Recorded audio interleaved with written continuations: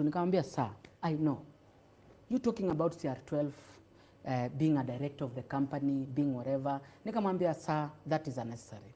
Siwezi kuwa hapa kama watu wenye kampuni hawajaniidhinisha. I have consent.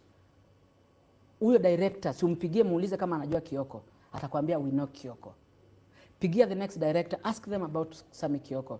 They will tell you they know Sami Kioko. Who is Sami Kioko to that company? So you are not on the CR12 of this company? Yes, I'm not in that CR12. As a shareholder? As a shareholder. Or a director? Yes. But you are affiliated to the company? I'm coming there. Okay. Okay? Okay. Wakapiga simu CR12, nikamwambia ni aje. Call all the directors. Mimi leo bro niko na kampuni yangu. Mimi mtu yote akienda kuongea uko nje na unipigie na mimi sijamtuma, I have a right to say we don't know him. Why don't you call the company?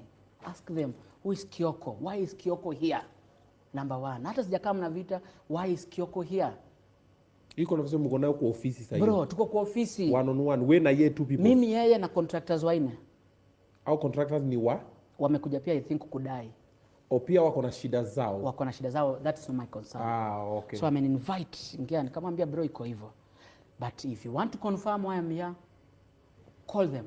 Call the directors. One of the director hayuko around, but mwenye kampuni ni huyu madam ambaye ni mgonjwa, ambaye tumewalk naye all through, tumefanya naye hii job naye. Mpigie. So nikaona akaanza kuchange tone.